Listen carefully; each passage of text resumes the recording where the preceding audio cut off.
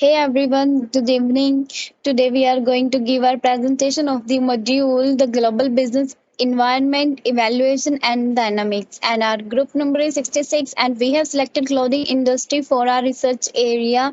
And we are five members in our group, myself, Mamta Rani, and the other members are Krishna Odedra, Vignesh, Anadurai, Kirti Srinivasan and Abu Bakr Hafiz. To commence with the introduction of the clothing industry is one of the vast industry and it not only emerged and most developed industry but also contributing significantly to the economic power to the global countries. The clothing industry is one of the most important industries in the world for trade, investment, employment and revenue generation globally. The clothing industry have a huge market share in Asia Pacific countries. The textile industry, which is highly competitive and is characterized by change, the role of good fortune cannot be easily discounted. Fast fashion is neither very clear nor straightforward. As Watson describes, it is the company's ability to constantly bring the on trend fashion products to the consumer in season. The next slide is about the main players of the clothing industry. The chart uh, clearly revealing that there are top 10 players in the clothing industry. On first number is Nike is the leading player over the other players with 33 billion US dollars, and Louis Vuitton is on the second number with 21 billion dollars, and the Cartier and Uniqlo have the low brand value. The other slide is demonstrating the market share of the global clothing industry. You can clearly see that Nike is the dominating player who have the largest market share with 2.8 percentage, and Puma and Target have the same market share, which are very low. And the fashion industry is also one of the most dynamic industries in the world. As we all know that in the textile industry there is a competitive rivalry, but the leading company who are in the clothing industry, they have to continue to provide products with the dynamic approach so that they can meet the on trends and provide products to the consumers and maintain their position in the market, and also compete with their competitors to gain the larger market share in the industry. And in 2021, the global clothing industry's revenue was 1.5 trillion US dollars, and it is expected that the revenue of the clothing industry will hit 1.9 trillion dollars by 2022, and it also increased to approximately 2 trillion dollars by the year 2026. Now the next slides will be explained by my friend Krishna. Hello, good evening everyone. Myself Krishna, and today I am going to explain the supply chain of the clothing industry. As you can see in figure 4, this is the production circuit of clothing industry. There are 6 steps in the production. First is fabric manufacturing, next is design, which is very important one. Next, the other one is preparations, and next is production. Distribution is distribution is also very important between retailers and buyers. Last stage is the last stage is consumption, which can be dependent on various factors as income, age, and fashion orient. The next slide is about the key features of the clothing industry. The first one is dynamic. As we all know that fashion industry is very dynamic. The production the industry is making more and more profits and large. It is getting larger day by day. Everyone in this industry are making more profits, and because as fashion is something which will be gain more profit in the near future as well. The next one is highly competitive. As we know that it is very big industry, so of course there will be a competition. And for instance, Nike, H&M, Zara, these industries are competing with each other to gain more profit and to provide more and more fashion and clothes to the consumers. Next is fast fashion industry. Of course, we know that fashion is something which is changing day by day. So to meet consumers meet production. The house industries are making more and more products which will gain them more and more profit. Next one is privately owned. Most of the company industries are privately owned, as you know. For instance, there is H&M, there is a Puma, Gap. These industries are private. The next are very important feature of this industry, which is highly globalized and labor intensive. As we know that the clothing industry is highly globalized but increasingly recognized as well. Textile industries are segmented. There are three sectors, which are basic garments, fashion basic, and fashion garments. As we know that it is a very fast forward industry, so of course it is globalized, and they were making more and more money and products of the in this, and they were making more products to make meet the consumers demand as well. Next feature is labor intensive. Of course the technology has made it very easier to make products, but still fashion industry is something which still needs a human work, and they were providing employment to the millions of people. And of course the automation have made it easy, but some features and some techniques still needs to be done by humans. So it is very labor intensive, we can say that. And in the figure 5 we can see that it is a variation in production characteristics between major segments of the textile industries. In next slide we can in next slide there is a it is about top 10 exporters and importers of the clothing industry according to 2021. As we can see, China is a table topper in this industry on the exporter side, and on the importers, USA is the second largest in this industry. Next slide will be discussed by my friend Vignesh. Hi, I'm Vignesh. I'm going to explain about the Porter's five process analysis in clothing industry. The most people thinking that the competition in business is getting high market share value. But according to the Harvard Business School professor Michael Porter, he says this competition in business is more complex than that. It is about who is biggest. It's not about who is more profitable. The profit of the thing is explained by five compatible forces. They are explained in the flow chart. That is buyer, supplier, new threats, substitute, and the competitive river. By this, the clothing industry is having few threats. Supplier may have few bargaining power, and the buyer may have huge bargaining power because they have SIP codes to change to any clothing brands, and they can buy anything whatever they want. Due to this, the market is getting more difficult to sustain in the market. The clothing industry is having huge competition, and day by day they are evolving and getting quickly enter into the market. The next one is a state MNC relationship in clothing sectors. From the figures on, we can clearly understood that transactional corporation and host country having their uh, what are the limits, what are the power resources, and they can negotiate each other to get their uh, needs to attain their objectives.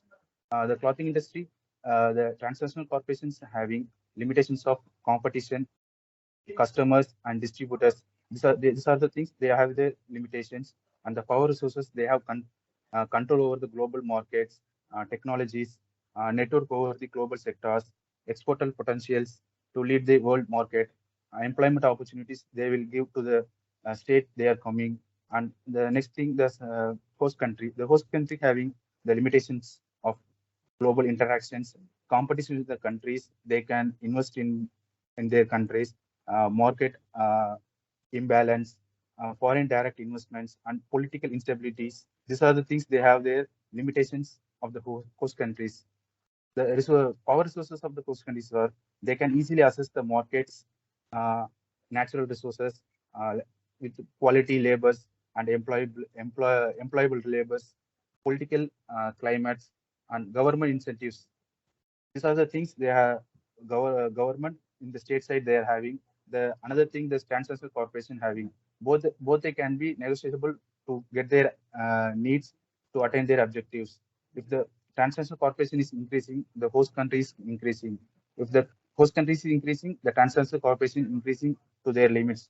These two things are depends on each other to get their objectives. The next slide. So challenges of the clothing industry is explained by friend Kirti. Hello everyone, my name is Kirti Srinivasan and now I'm explaining the challenges of clothing industry.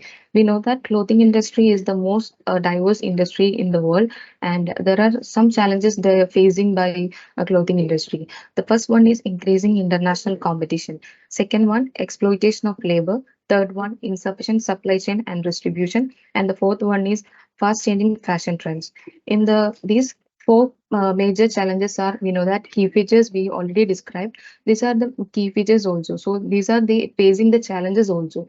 So in increasing international competition, the major challenges they face by entry barriers and product features. We know that in main players we already discussed that there are so many main players in clothing industry like Zara, H&M, and Louis Vuitton, Dia, and everything. So and as an entry barriers, they need to face all over the things like the product features and the main features of the product material and the raw material collection, sustainability and everything. So these are the increasing international competition. They need to also compete with other partners of the industry. And the next one is exploitation of labor.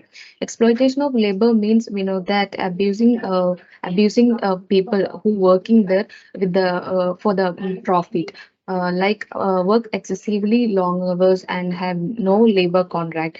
We know that there are much more people, more than 50,000 or 60,000 people working in clothing industry, and they're facing like overtime work duties and everything, but they got only few amounts as they are saying. And also there is a limit of what skilled workers also.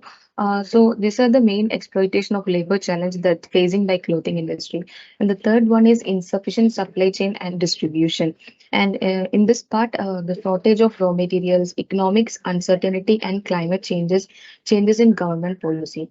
Shortages of raw materials, we know that we are facing so many pandemics like COVID-19 and another natural calamities and everything.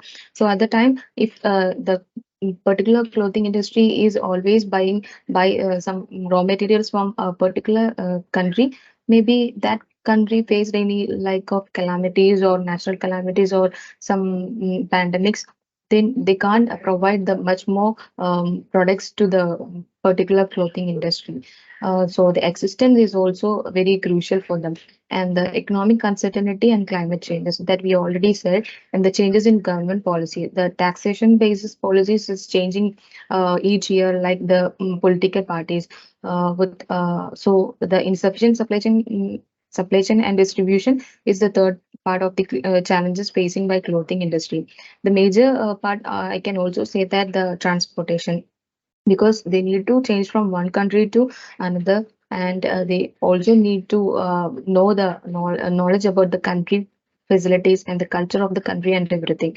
So this is the third one. And the last one is fast changing fashion trends. We know that fast fashion is the motto of clothing industry. Consumer demands changes day by day, and the fast fashion environment impact is also higher. We know that we are also human beings and we need to buy things. We also find some more fabric materials and everything. So our demands also changes day by day. So this is as existing in clothing industry is very crucial for them. So they need to know about the people's demands about the clothing and fashion and everything. So these are the main challenges facing by clothing industry. And the next slide is described by my friend Abu, and Abu, we can. My name is Abu Bakr Hafiz, and I will explain the strategies that are used by the brands in the clothing industry. The first one is the brands offer exclusive items in a limited quantity. They launch limited edition collection for their customers. They also collaborate with the artists and designers, and this strategy creates urgency and exclusivity among the customers. The second strategy is reasonable approach. It makes research to understand the trends and demand in the market. And this strategy helps them to make decisions for their strategies. They develop pricing strategy to balance affordability and value. The brands also consider the factors like the target market, the protection cost, and the competitive pricing as well. The next one is collaborations and partnerships. This strategy allows to tap into the new segments of the market, and by partnering with the different brands, with different designers or the influencers, the brands can reach wider audience, and it results in the increased brand visibility, media coverage, and the customer engagement. The fourth point is fair pay and human rights in fashion. The company also focus in the working conditions of in their work, their wages, and the labor practices in the production process. They focus on the fair wages, the safe working conditions, and reasonable working hours, etc. The next one is supporting female garment workers. The companies make sure that the female workers receive equal pay for their work. These companies focus on the transparent salary structures that eliminates the gender-based pay gaps. They also promote the gender equality and women leadership as well. The sixth point is the improved distribution network globally. It heavily relies on the global sourcing, where the manufacturers produce raw materials, fabrics, and components from various countries to produce their garments or their products. These companies work for the improved transportation as well, and the logistics in the different modes of transportation like air, sea, rail, and road, depending on the distance and the urgency.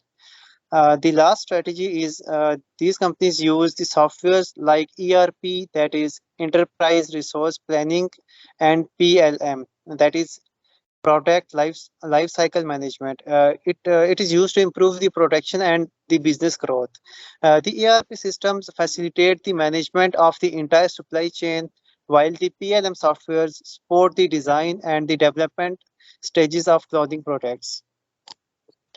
And From our whole research, we have concluded that the clothing industry is leading, dynamic, and competitive. And in this industry, the competition evolves very quickly because the small companies can easily enter in this market. In the clothing industry, the MNCs, the multinational companies, are facing some challenges as well, but the strategies are also there to overcome those challenges. And these strategies I have also already described. In the garment industry, the state has a little bargaining power, but it plays a crucial role in making the trade policies. As per our research in the clothing industry, the firms have to work rigorously to maintain their position and compete with their competitors. Thank you so much.